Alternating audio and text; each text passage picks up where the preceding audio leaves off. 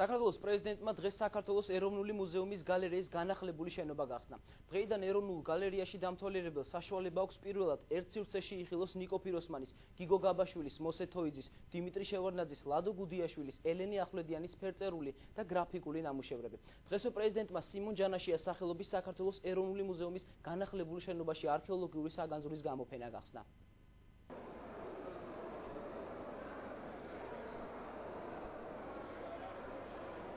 ნიკო ფიროსმანი, ელენე ახვლედიანი, ლადო გუდიაშვილის გასული საუკუნის ცნობილი ქართველი მხატვრების მცირე ჩამონათვალია, რომელთა ფერწერული ნამუშევრების ნახვა დამთვალიერებელს უკვე ერთ სივრცეში განახლებულ ეროვნულ გალერეაში შეეძლებათ. ფერწერული ტილოებისა და გრაფიკული ნამუშევრების გარდა გალერეაში წარმოდგენილია იაკობ ნიკოლაძისა და ნიკოლოზ კანდელაკის ქანდაკებებით. განახლებული ეროვნული გალერეა დღეს საქართველოს პრეზიდენტმა გახსნა.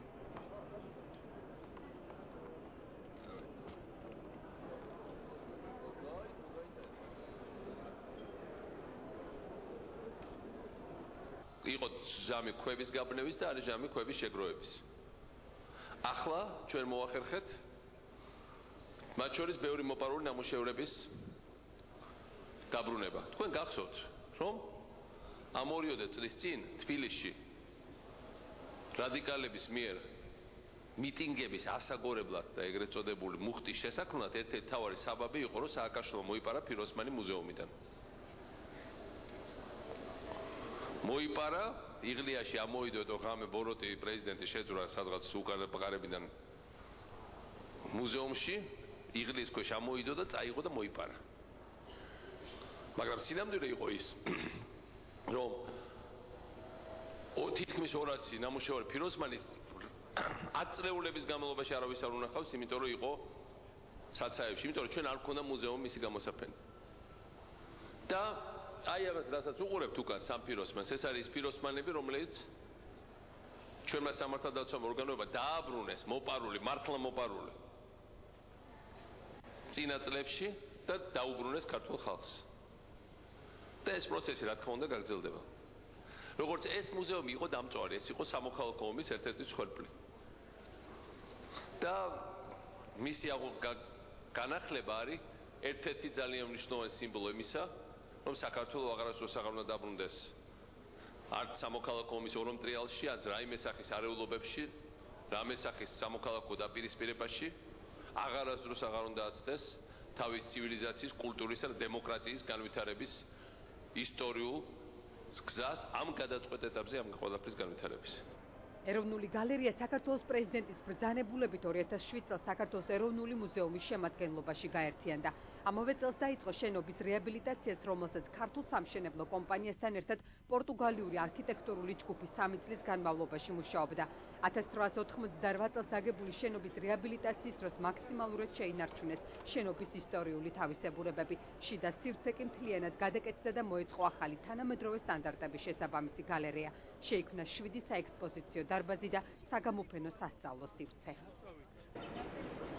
გალერეა პრაქტიკულად ახლა რა შედგება ეს მეორე ნაწილი, ეს არის ახალი და რაც მე მინახავს, რა ვიცი, მადრიდში პრადო ან რაღაც სერიოზული მუზეუმები ეხლა თან ახლები რა ჩენდება, განსაკუთრებით ამ დიდ არაბულ ქვეყნებში, ეს არა მხოლოდ ტოლს არ უდევს, არამედ განსაკუთრებულ გემოვნებთან არის გაკეთებული, მაგრამ ეს თვითონ გაცოცხლდა და რაც თავი აქაურობა გაცოცხლდა, იმიტომ რომ უკან აქ რა იყო, მოშოთ ჩემ ბავშვობაში აქ იყო, აქ შობლები ნახეთ არ გაუმიშვებდნენ და არც ეს ბავშვი არ გაუშვებდა, აქ იყო ნარკომანების, სიბინძურის, ყველაფერი საშინელების ბუდა.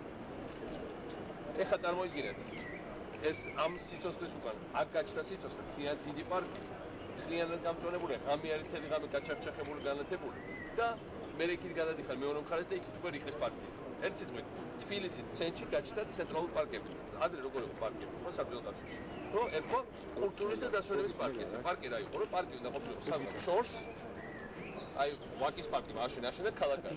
სადღაც ფუსპაზე, ვაკის პარკში, კიდე სადღაც გადაკარგულში და იქ უნდა ადამიანები და მისულიყო 1000-ში ერთხელ რომ დასვენებულიყო და დაუბრუნებულიყო თავის სოციალისტურ შრომას. მაგრამ ევროპაში პარკები არის ქალაქის ცენტრში. რაც ჩვენ არასდროს თბილისში არ ქონდა, აი ახლა გაკეთდა. აქაც რიყეც, ყველა დანარჩენები, სხვა ქალაქებში საქართველოში, ერთ სიტყვით, ყველა მიმართულებით ხდება ადამიანებისთვის საცხოვრებელი ნორმალური ქალაქი. ეროვნული გალერეის შემდეგ მიხეილ სააკაშვილმა რიგით მოქალაქეებთან ერთად სიმონ ჯანაშიას სახელობის ეროვნულ მუზეუმში არქეოლოგიური საგანძურის გამოფენა გახსნა. მუზეუმში გამოფენილი ოქრომჭედლობის ნიმუშები საქართველოს პრეზიდენტს პირადად მუზეუმის დირექტორმა დაათვალიერებინა. უძველესი ოქრო, მერე კოლხეთი და ხო იქნება იდეა. ამის გარდა ნივთები არის ცალ-ცალკე.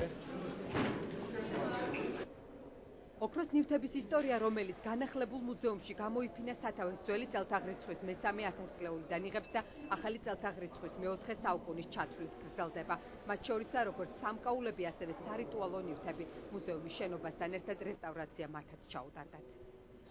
ძირითადად აქ არის წარმოდგენილი ქართული ოქრომჭედლობის საუკეთესო ნიმუშები ძველი წელთაღრიცხვის მესამე ათასწლეულიდან ახალი წელთაღრიცხვის მეოთხე საუკუნემდე ჩათვლით.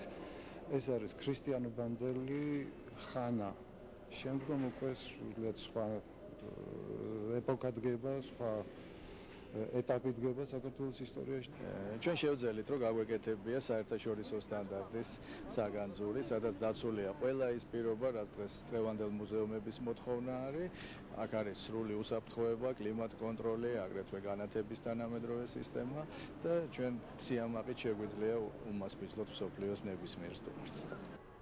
გარკვეული პერიოდის განმავლობაში სანამ მუზეუმი დაკეტილი იყო კოლხური ოქროს ნაკეთობების ჩვენება მსოფლიოს სხვადასხვა მუზეუმში იმართებოდა, მათ შორის ბერლინსა და პარიზში, სადაც ქართულმა ოქრომჭედლობის ნიმუშებმა ევროპელი დამთვალიერებლით განსაკუთრებული მოწონება დაიმსახურა.